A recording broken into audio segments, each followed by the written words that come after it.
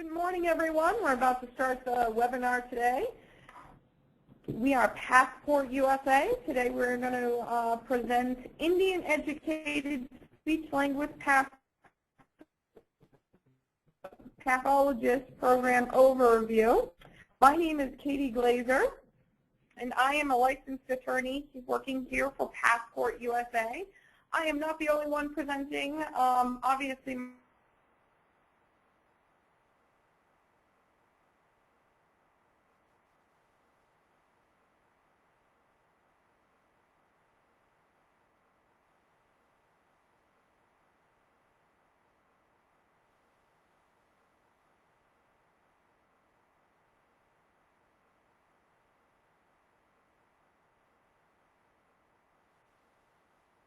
Marketing, who is sitting in on this webinar. Say hello, Andrew. Good morning.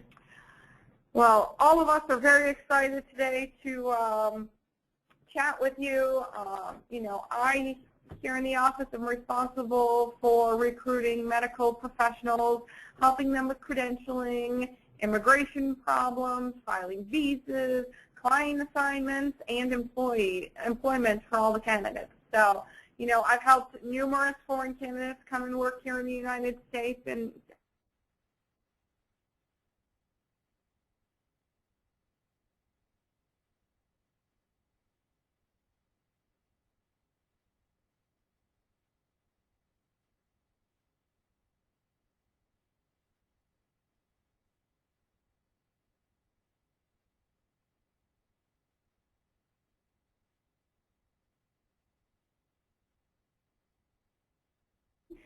then the U.S. licensing exam, and then your employment options once you get here to the United States. All right, we already have one call going. Who we are, Passport USA is a division of Health Carousel, which is our parent company. We are an international recruiting and staffing company based here in Cincinnati, Ohio, and we were founded in 2004. We currently have an office in the Philippines, right in Manila, and they focus on candidates from obviously the Philippines and the Middle East. And then here in the U.S. office, we focus on candidates everywhere else, which includes India. We also have two Indian agents that we work with, Commit and Medical Outsource Solutions. And then we also have other U.S.-based partners that help us with other types of things like TEP, you'll see their address below those. That is for therapists that are going to take MPTE. We work with a company that helps PTs pass the exam. We also work with a company called International Auto Source.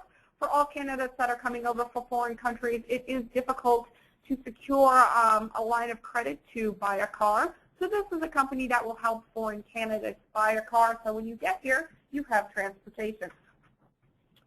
What do we do here at Passport USA? One, we recruit foreign-trained healthcare professionals.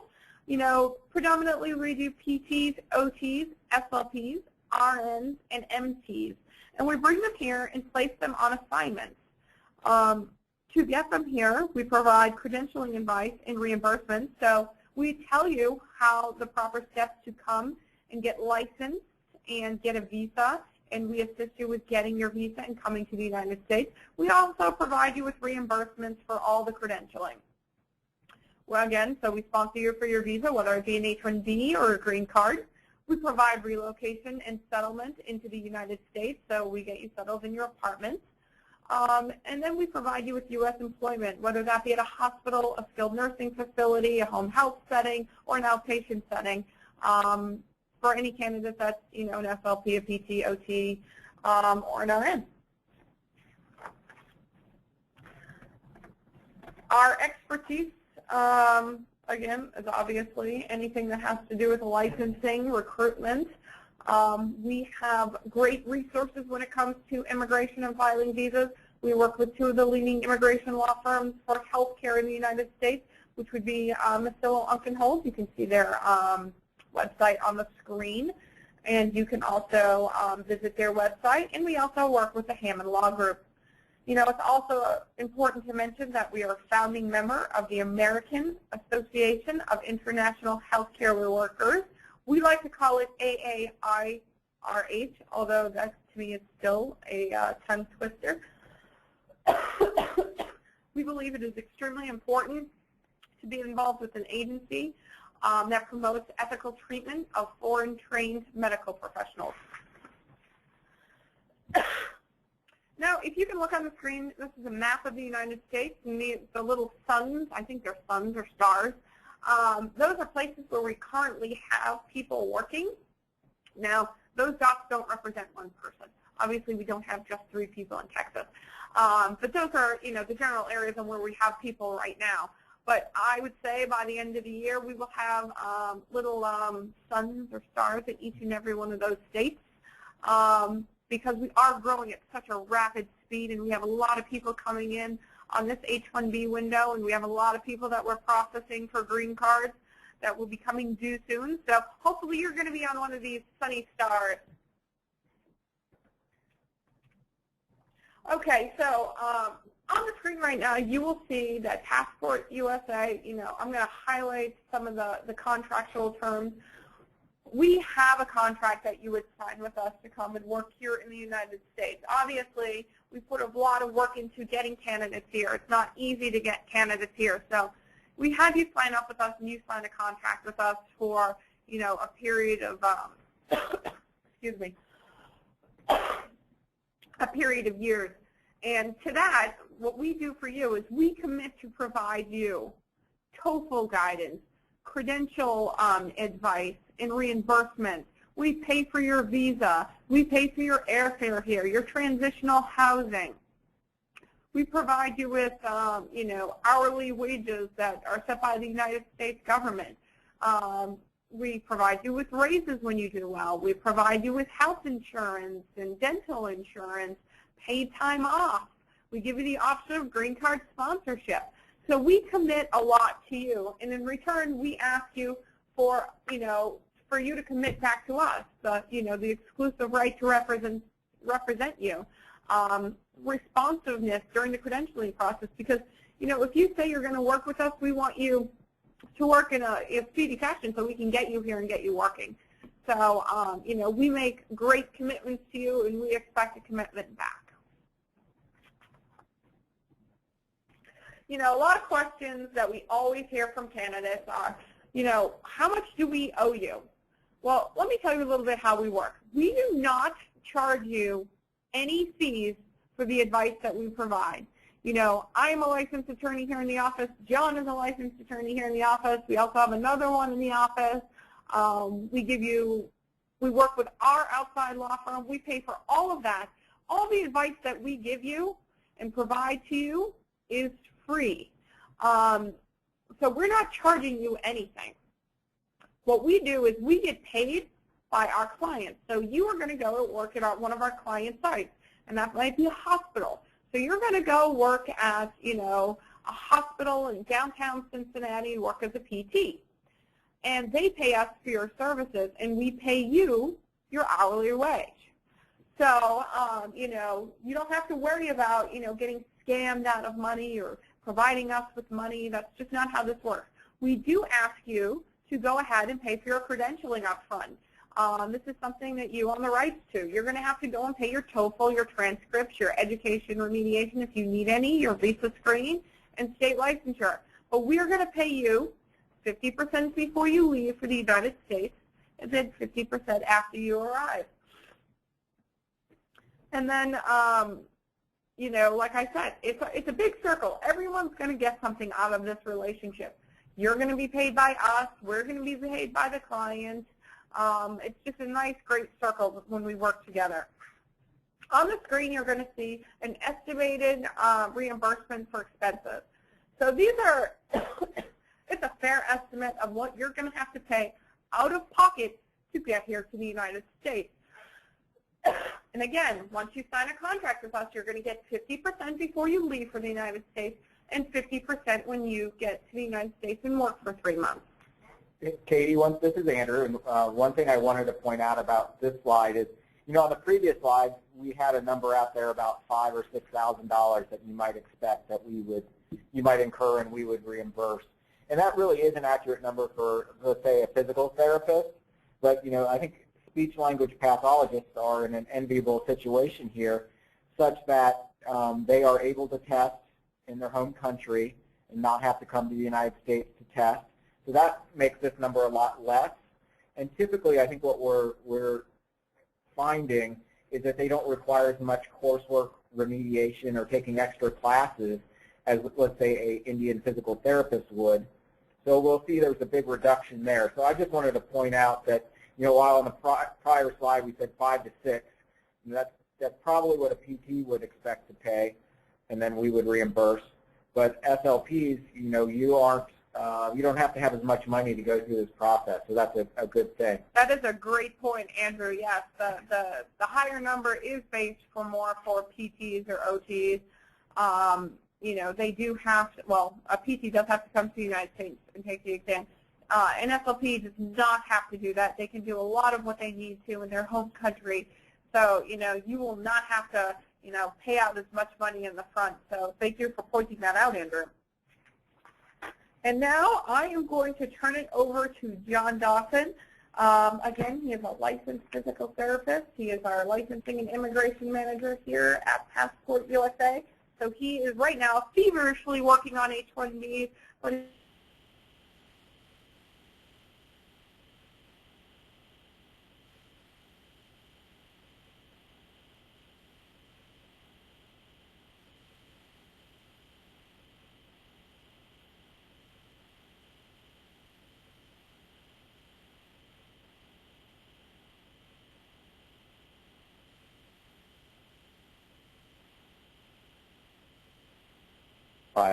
to work as an SLP here in the United States. That means 5 or more years of university education. Generally, if you've had more experience, you know, we're going to give preference to those candidates who have experience in the country where they come from. And then fluency in English, that's an absolute must. And, you know, we're going to talk about this in more detail on the next slide. So yeah, this is one of the key, a lot of times this is one of the very first steps that candidates will complete in their process of coming to the United States, the English language testing. And there's 2 different options here. There's the TOEFL, IBT, and IELTS. And you know, another positive thing here for SLPs is that, for example, the TOEFL score is lower for speech-language. The required TOEFL score is lower for speech-language pathologists than some other professions. So you do need a 26 on the speaking section and an overall score of 83. And just to keep in mind, there's 4 sections: speaking, reading, writing, listening, and each section has a maximum score of 30. And then you also have the option of doing IELTS, which I know a lot of Indian candidates we come across have more familiarity with IELTS. And in other professions, that is not an option. But here, you can, for SLPs, you can take IELTS. You need a minimum score of 6.5 overall and 7 on the spoken band. And then, obviously, this makes sense if you graduated from a program in any of these English-speaking countries: Australia, Canada, Ireland, New Zealand, the UK, and the US. You are exempt from this requirement. John, it's Andrew again. I do have a question, and I really don't know this. I know for PTs that they can combine scores from multiple, like, TOEFL test attempts. So if you take it 2 times, you can take your best scores from different sections. Can SLPs do that as well? Do we know? I'm not sure of that. Obviously, for the TOEFL, well, for both TOEFL and IELTS, there's only one specific section where there is a minimum score required. And I would say that, in my experience, if a candidate scores 26 on speaking, then it's pretty overwhelming odds that they would have at least a score of 83 combined with the other sections. Yeah, and John's correct. Most of the time where we see a problem is candidates you can put, exams together, and most of the problems are going to be on speaking. So a candidate will go in and tank all the other sections just to go in and pass speaking because they passed it. So most of the time, if you're an SLP and you scored a 26 in speaking, you're probably going to get an E3. Okay. Thank you. Mm-hmm. And then the next step, very important step, is the credential evaluation. Now, overall, we're talking about this organization called ASHA, which is the American Speech Language Hearing Association. And this is the central organization for SLPs in the U.S. And basically every state, everywhere you can practice in the U.S. recognizes ASHA. And the first step in becoming credentialed through ASHA is to go to a separate credential evaluating service to look at your transcripts, look at your education to determine the equivalency to a U.S. degree. And ASHA has laid out some specific guidelines that have to be met in this regard. So you have to have a minimum of 75 semester credit hours in courses that relate to speech-language pathology, at least 36 of those at the graduate level. And you have to have those foundational science courses that you see so often. And then you also have to have a 400 hours of clinical experience. And you will have the director of your graduate program complete the application for certification. And we've listed here a few possible credential evaluation services you can choose. ASHA's website has a list of probably about 20 or so on there, but these are some of the more common ones. Another thing to bear in mind that for later on for state licensure, a lot of times states will require credential evaluation from a specific credential evaluation services, and these are among the most popular, among the most common that would be able to be used in a variety of different places. So IERF, International Education Research Foundation, World Education Services, and International Consultants of Delaware. And these are important instructions to note to make sure you request the right credential evaluation. So make sure that you get a course-by-course evaluation in American semester hours, and also to show which courses were completed at the graduate level, and it has to say, the highest level of education completed. So obviously, as we said earlier, you need the U.S. master's degree. So it has to at least say that it's equivalent to a U.S. master's. And then once you have that, at that point, you could look towards doing a clinical fellowship year, which is about 9 months under supervision in the U.S. And at that point, once that's complete, you have the full ASHA certification. Another key component is the professional examination, which is the praxis exam. And this is another strong point for the SLPs. Another advantage is that you can take this overseas. You don't have to come to the U.S., as we mentioned. So just a little bit of the details of the exam. You have 120 questions, a 2-hour exam, and they're multiple choice questions. It takes approximately 4 weeks for you to receive your score. And again, as we said earlier, it's offered worldwide. So here are the content areas of the exam, and it's pretty balanced percentage of questions. So you've got speech disorders, neurogenic disorders, audiology, hearing, clinical management, and we provided a link there with more details on the exam.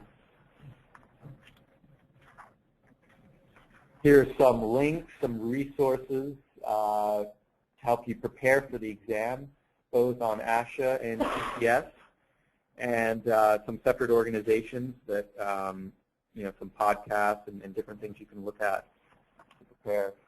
And we will be sending out this recording of this webinar and have the slides as well.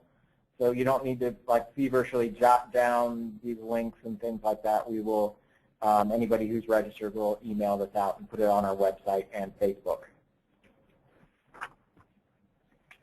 Then this is a very important step here, the visa screen filing, which is needed in order to file a visa for you to come over and work in the U.S.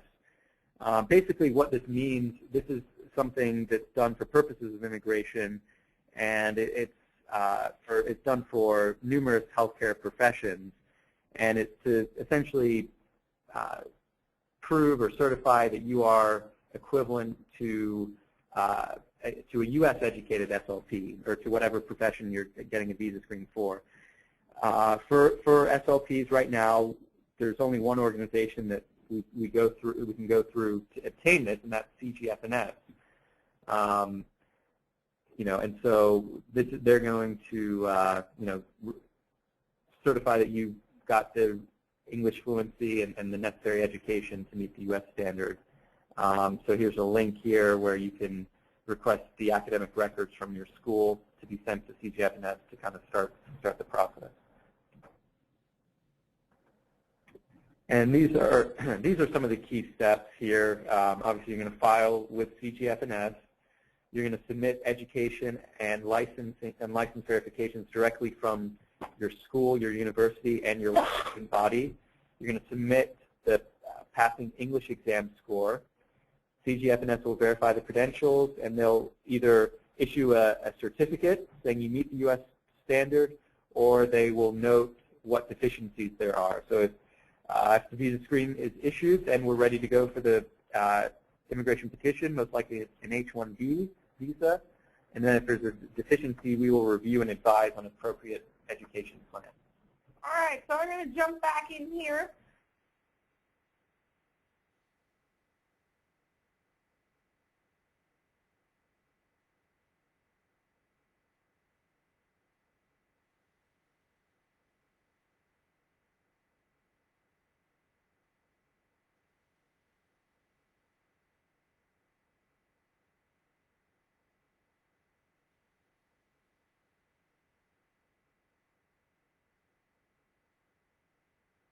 Our clients. And like I said earlier, we have clients across the United States. So we have to have you selected so that we can go ahead and put you on assignment and get you a visa. So we work with hospitals, skilled nursing facilities, and a lot of people know those as nursing homes, outpatient facilities, home health, and for SLPs, sometimes it will be a school setting.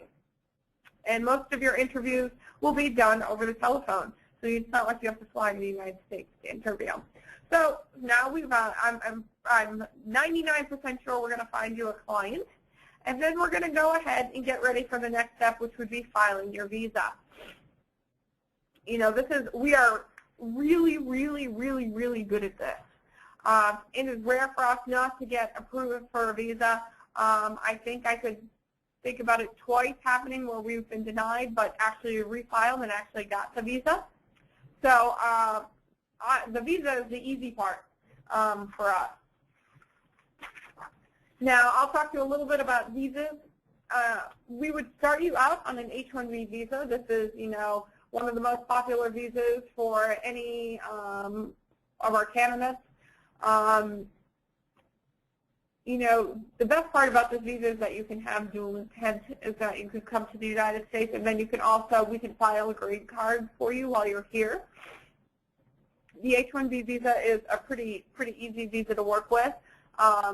Typically, you're allowed to have one for up to 6 years, but that being said, they can actually last a lot longer than that, because if we file for your green card while you are here, you can basically extend your visa till perpetuity. Until your I-140 is approved. And we will assist you in getting your H-1B dependents over on an H-4, so you are allowed to bring your family over. On the screen, you'll see some of the documents that will probably be required for your visa sponsorship. If you're working with our agency, John will be contacting you saying, I'm going to need a copy of your current resume, your transcripts, a copy of your degrees, and any state licensure that you have, passports. So he'll be able to email you, or your recruiter will email you a list of documents that will be required for your H-1B.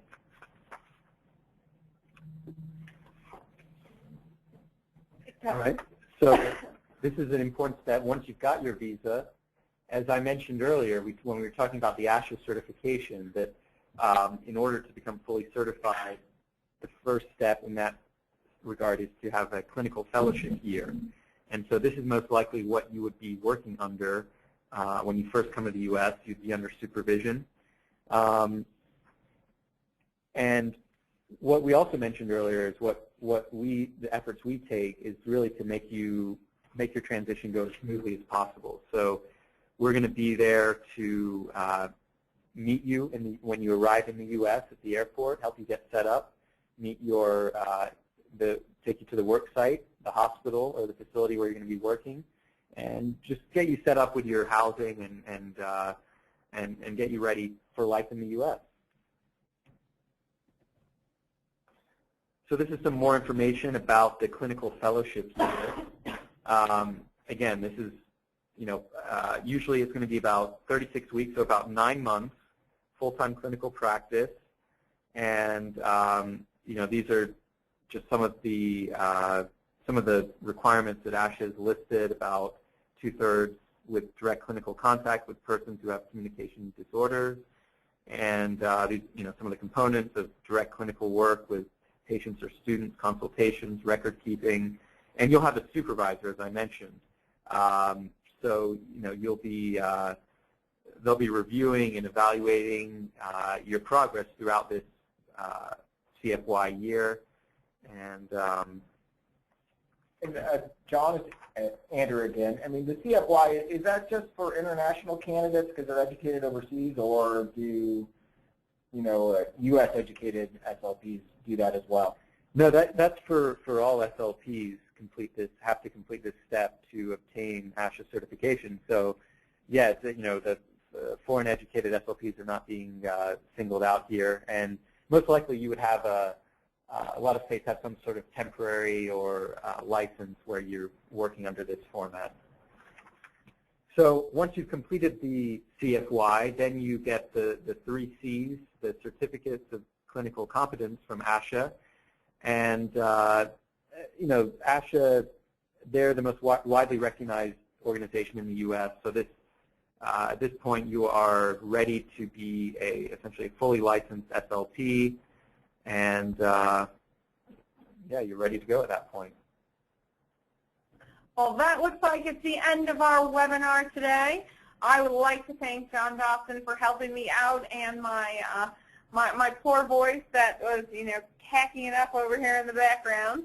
I called John in just this morning to ask him to help me, and obviously he is an expert on the topic. He does work with the candidates all the time, so I do appreciate having his assistance today. And I'm not sure if we have any questions. Any questions for Andrew?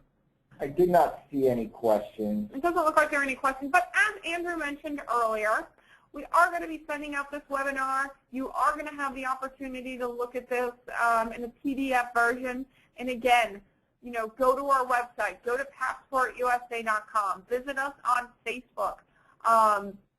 Our recruiters will contact you and get you involved in the process right away. We want people that, are excited and want to come to the United States, because we're excited to get you here and get you working.